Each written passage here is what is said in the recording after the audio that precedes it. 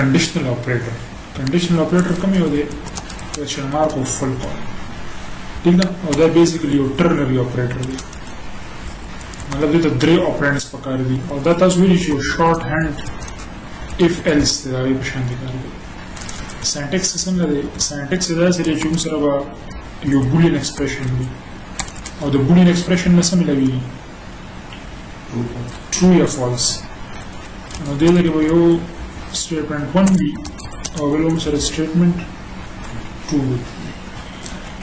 Now कचरे दा expression मुंग तो लगा मिलूशी. Similushi true. Now कम यो भी execute की. Statement 1 भी execute की और statement 2 का नहीं execute की. Yes or no. ठीक ना? और कदा false ही. Now statement 1 में नहीं execute की और statement 2 का yes. Clear? Yes. Confusion होगा नहीं? No. Just let's suppose there's even or the para program जुड़ा हुआ है ना. तो ना पहले से if else से जुड़ा हुआ even or वाला और वे दे conditional operator से जुड़ा हुआ तो इस ऊपर तो लगी चीज़ दे सारा मतलब very short तरीके से जुड़ी है using namespace std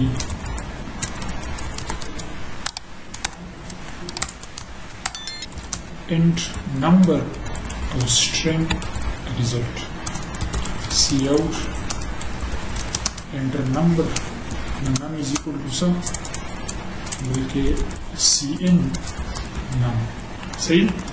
Now if number modulus 2 कहीं 0 राशि मैं सब कहूँ result is equal to even string देगा ना. मैं string में जितने कलर value assign करूँ पहले double quotes के लिए assign किया और else की वजह से भी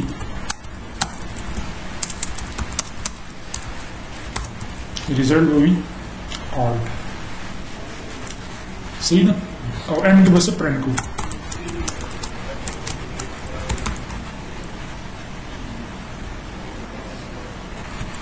result के बजाय even भी हो गया odd भी.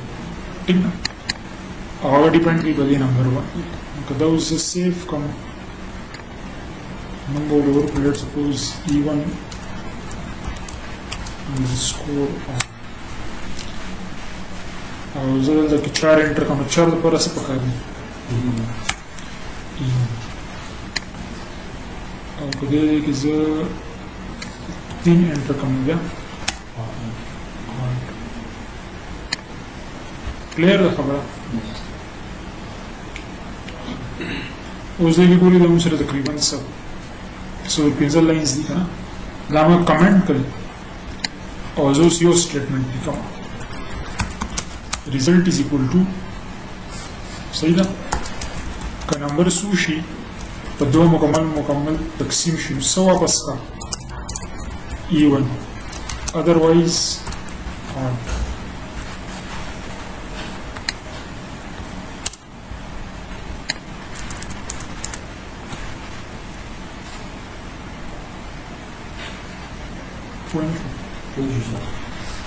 The assignment operator the left side to say variable पहले बता मुकम्मल सेट हल की मतलब expression show boolean expression then number true या false कभी ना true राइशी मतलब question mark नंबर से कम वाली statement दे भी execute की और बता condition गलत होने बैच देखो तो कम the full column नंबर से कम parts दे भी execute की सही है.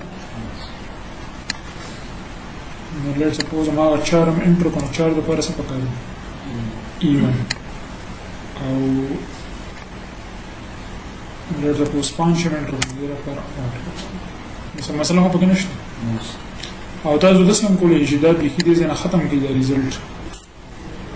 ریزلټ په سره وینه او دا دې نه روچت کې او دې څه کېږي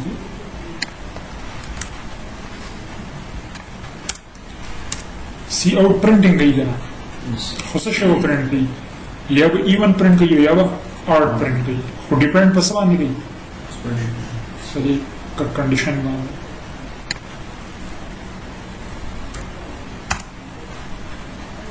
اوس اصل کې دې دغه پرنټ کوي true یا false 1 true دی او 0 چې دی نو هغه false دی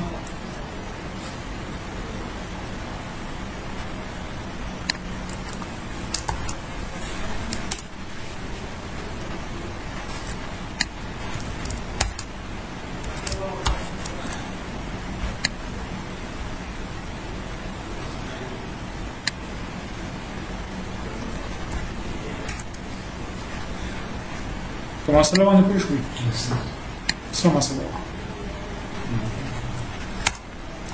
مسله دا وه دا خو سی اوټ دی که نه دی پهله د وګوري بس دې نه ټرو یا فالس راشي هغه به مونږ ته پرنټ کړو دې وخت چې سره ځي هغه به نه پرنټ کړو دا بریکټ چې ما واچولو یو دا بریکټ او یو دا انډ بریکټ نو دی اوس دا مکمل دغه ایویلویټ کړي نو دی دومره ایون یا آډ ملو شي هغه بیا سی اوټ ته ملویږي وقتی سی اوټ ته ټرو یا فالس ملویږي پوه شوي په خبره Yes, sir.